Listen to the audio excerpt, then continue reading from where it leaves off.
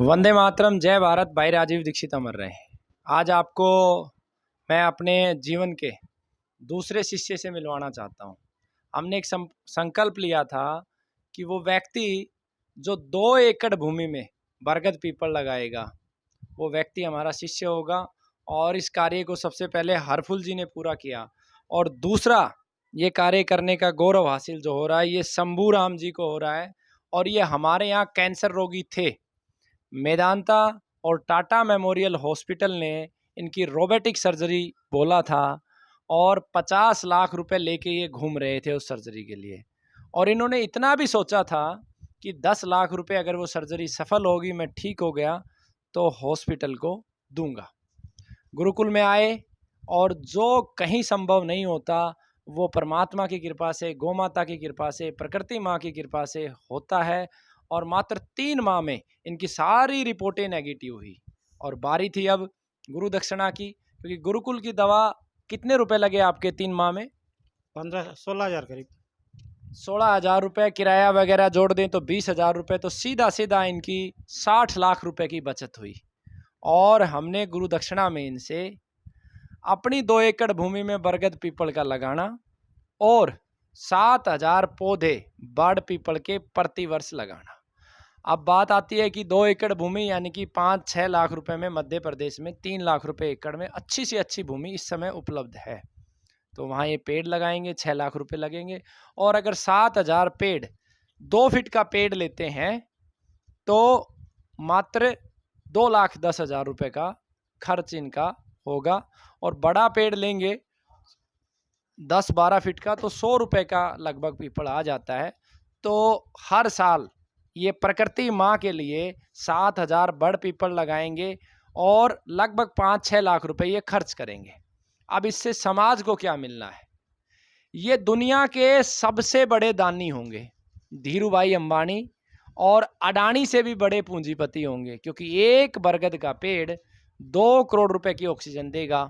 तो एक ही साल में जब 7,000 लगाएंगे तो 1,000 भी लग गए तो इनके द्वारा समाज को कितना दान दिया जाएगा वो आप कैलकुलेशन करना, मेरे बस की बात नहीं है, गणित मेरा कमजोर रहा है। दूसरा, एक बरगद का पेड़ लगभग 5,33,000 जीवों का घर होता है। और सोचो हर साल 1,000 भी कामयाब हुए तो कितने लाख जीव उन बरगदों पे पड़ेंगे। एक बरगद का पेड़ 800 नपुंसक पुरुषों को मर्द बना सकता है। जो संतानहीन है, शुक्राणु विहीन है, उनको परिवार का और पुत्र का, बिटिया का सुख दे सकता है। तो ये समाज को क्या देने वाले हैं इस गुरु दक्षिणा से, ये आप कीजिए। और मेरी इच्छा भी है कि ऐसे हमारे शिष्य पूरे भारत में हो और हर गांव में कम से कम एक 2 एकड़ में प्रकृति कुलम बने, जिसमें बड़ पीपल नीम लगे, पक्षियों के लिए पानी की व्यवस्था हो। तो शंभू जी, सबसे पहले तो आपका बहुत बहुत धन्यवाद, आपने हमारा ये प्रार्थना स्वीकार की, है ना। और मैं आपके जो है ना चरण लेता हूँ कि आपने कितने बड़े कार्य के लिए हाँ भरी। आप मुझे ये बताइए कि आप कहाँ के रहने वाले हैं? वैसे मैं यूपी बनारस बॉर्डर पे चुनार से रहने वाला हूँ। और पैतृक मेरा घर जो है सासाराम के पास है, बिहार में। और मेरा एजुकेशन अजमेर से हुआ। मैं वर्तमान रूप से यहाँ पर करीब 30 साल से हरियाणा में नारनौल में रह रहा हूँ। ये है मेरा परिचय। आप एक बात बताइए, जिस समय डॉक्टरों ने बोला था रोबोट सर्जरी के लिए और डेट दे दी थी, उस समय यकीन था कि आयुर्वेद से आप ठीक हो जाएंगे और आपकी सर्जरी टल जाएगी? ना, ऐसा कोई यकीन नहीं था।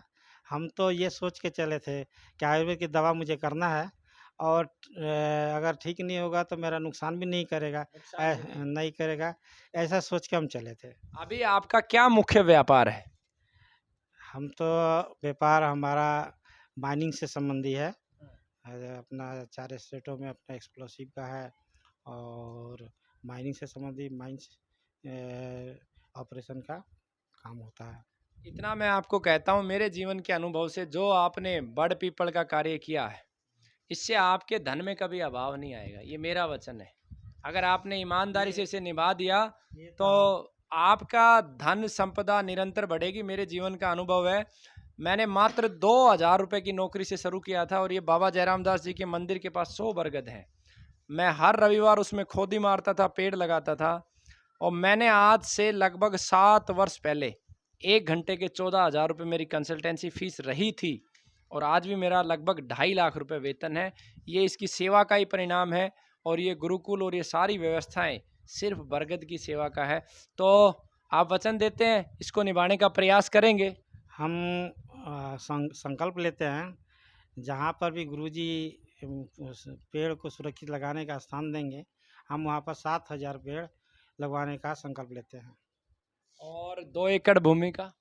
2 एकड़ भूमि का जैसा अपने बच्चों में, परिवारों में संपर्क करके ना जो ये निर्देश देंगे उसी के अनुसार हम काम करेंगे। अगर आपको ज़मीन हम उपलब्ध करवा दे तो? बहुत अच्छी बात है। ऐसा होता है तो मेरे लिए सौभाग्य की बात है। ये तो हमारे पूर्वज याद रखेंगे, बाल बच्चे याद रखेंगे कि हाँ हमारे पापा ने ये करके गया। सभी साथियों से निवेदन है, प्रकृति कुलम की स्थापना के लिए जो 100 एकड़ भूमि लेनी है उसके अंदर कम से कम 10 एकड़ भूमि में बरगद और पीपल ही होंगे और जंगल के पास होगी। अगर ये ज़मीन नहीं व्यवस्थित कर पाए तो निश्चित रूप से हम इनको ज़मीन देंगे और वहाँ पे ये लगाएं या इनके माध्यम से हम ज़मीन भी खरीदवाएंगे। तो आप भी, सभी मैं रोगियों को एक ही बात कहता हूँ, सब कुछ वैद्य के हाथ में नहीं होता है, जीवन ईश्वर के हाथ में है और दुख हमें प्रारब्ध से भी मिलते हैं, पिछले जन्म के कर्मों से भी मिलते हैं।